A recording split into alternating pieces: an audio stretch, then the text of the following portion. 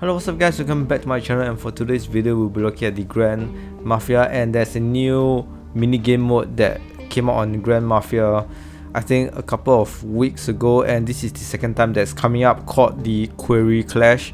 And the main point of this game is to get raw emeralds, which is equivalent to points, and the higher the points you get, similar to Glory of Oakville, when you hit a certain point you are able to get some rewards, and the rewards are very valuable, especially if you are probably in like a top 10 in the game. So far I've seen that per Quarry Clash there's about slightly over 50 to 60 people per Quarry Clash, and there are multiple, even though there are time slots that you can choose in this Quarry Clash, there are multiple of the same event going on, and yeah, people are just randomly picked to go to whichever Quarry Clash. And the special thing about this Quarry Clash is that there are exclusive buffs. So what these two buffs mean is that all kinds of enforcer will give you UB buffs, so you don't have to send your main UB out, but as long as it's an enforcer itself, you'll get all the bonuses, all the combat bonuses like the equipment, set bonus and everything else is all included in any enforcer. The second one is that you have unlimited associates, so you can just send whatever troops you want, have them die, and there's no repercussion. The only issue with this is that you can kind of like understand that if all your enforcers are your underboss, it's kind of like OP, right? But the thing is that if you lose or you get defeated in a battle, there's a cooldown where your enforcers cannot be deployed into the game. I think it's about like a couple of minutes cooldown, so you have to be aware of that and make sure that your enforcer doesn't get killed. Before I begin, this video is mainly a guide on how you can obtain a high ranking place. If you were to rob really well and follow these tips that I will be showing you, regardless if you have good or bad stats, combat advantage for good stats, but if you have really bad stats you can still get pretty good rankings on the leaderboard. You can always rob resources all the time, so no worries about that. And if you send troops to attack, means you're losing out opportunity cost between getting more emeralds versus your troops running somewhere else to kill somebody. Not very effective. It's only good for the last stage, attacking the stone refinery. So I've broken this guide into 4 different areas, and I'll explain what each of these mean in the Quarry Clash. And the 4 areas where I think is really important is the first one is called the quarries, which is like the resource tiles where you can rob emeralds. Second is the Quarry Investment, where you can get experience by defeating bandits and get some like special bonuses or like skills. And of course the third one is Bandits, which are like sort of like it's basically like an NPC gang where you have to defeat it, and once you defeat it you get some Quarry Investment experience. And of course the last one is the Refinery, the stone refinery, which opens at the last 10 minutes of the Quarry Clash. And before I begin, I will touch on the Quarry Investments first. So there are 5 levels in the Quarry Investment, and you can only choose one out of the 2 per level, and each level has its pros and cons. But for me, because I want to do a pure robbery path and I have quite decent combat stats, my investment is basically to successfully occupy a quarry, getting more robbery speed for emeralds. Yeah, mostly targeted towards robbery stuff and less towards crew buffs. Then you have bad combat stats, you probably want to choose something like, if you fail to do something you get more of these like materials. That might be a better option. Yeah, so that is basically the game plan for me. Win things, increase my robbery speed, and I will get more emeralds by the minute. And how you get this Quarry Investment is by killing off bandits. So bandits appear all around the map, and they have up to level 3 bandits. So level 3 bandits give you 80 experience points, and the maximum amount of like Quarry Investment points you need is 900. So once you hit 900 investment, or once you maxed out your Quarry Investment, you should stop attacking bandits unless you have unlocked the skill where when you defeat bandits you get some emerald or some points.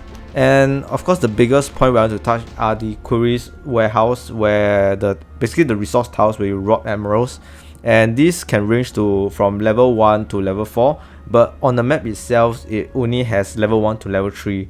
The level 4 quarries are called like open pit quarries, where it randomly appears at the 10th minute mark. Basically when the Quarry Clash is left with 20 minutes and 10 minutes, these open pit quarry level 4 quarries would appear randomly, and they will stay there for about a minute or so. So I give you a rundown of my gameplay, and I'll just cut a few like clips here and there to show you what I do. The whole Quarry Clash lasts 30 minutes, and the first 3 minutes of the game is basically for you to prepare whatever things that you need. And this is the point where you should explore the map and see where your enemies are, and not teleport too close to your enemies, because you'll be fighting for the same warehouses, same quarries. So you want to avoid as much fighting as possible, because it doesn't really make sense. You lose out, your enemy also kind of loses out if they want to attack you. And the main point is to find level 3 quarries where you can camp really close, teleport really close to quite a few of these level 3 warehouses, stay there and rob. And once the game starts, send some crew to rob. And when you first defeat a quarry, so how you know that it's a new quarry is that it will either be a recon or a attack. And if you only see a rob quarry, it means that it's already been attacked.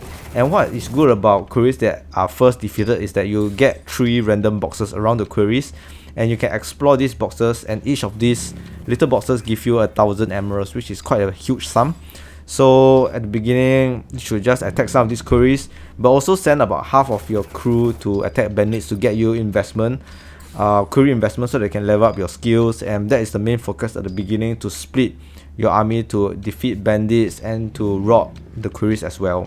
So once you are quite a few minutes into the game and it's close to the 20-minute mark, 1 minute before the 20th minute mark, you get some sort of notification where open pit quarry will be forming in like 1 minute. So at the point of time, about 30 seconds mark, or depending how far your warehouse is from your mansion, you will know how long it takes for your crew to return.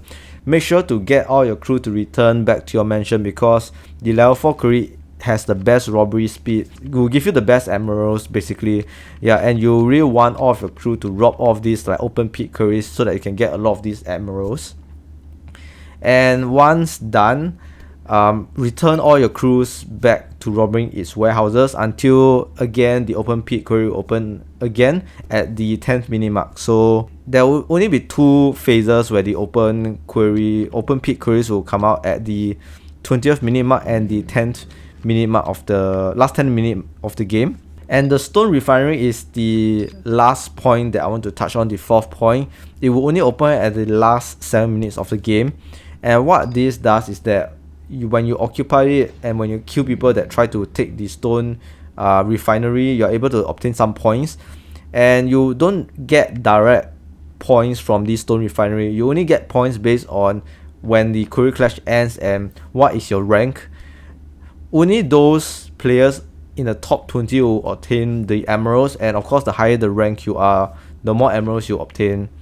And my aim for the stone refinery is to get just the top 5 place, so that I will get some decent form of emeralds, and I know that my combat stats alone would give me quite a good placing itself. So top 5 is good, and all my crews itself will continue to rob. You also notice sometimes I return the crews because I have my enforcers in the warehouses, and you can just send your crew up without enforcers, because after a while you kind of like get some dead enforcers when you attack the stone refinery, because obviously with so many people attacking the stone refinery, you definitely will lose at least one battle. So have some enforcers stand by to continuously send out the crew to attack the stone refinery. And also, if you want to attack the stone refinery and you're still a little bit far away from the center of the map, midway through the game, make sure to find another good location to teleport to, closer to the stone refinery. But I do not recommend you to teleport next to the stone refinery itself, because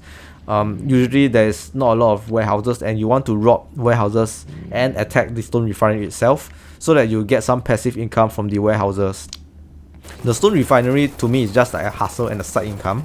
Yeah, and once you did all the steps that I do, you can see my gameplay. I've given you quite a number of really good cards, and you can basically see my strategy in playing the game. Also, before you join the Quarry Clash, a couple of tips I will give you is to use your crew attack buff, have the crew size buff up as well, have every single buff up. Especially if you are in Governor's Wall, you're able to activate those Governor's Wall buff, except for enraged attacks. Make sure you're not enraged before you enter, because similar to Glory of Veil, if you are enraged, you are unable to enter the quarry. And yes, this is a short guide on Quarry Clash, and if you enjoyed the video, don't forget to hit the subscribe button and like my video. And I'll see you guys again real soon for my next video.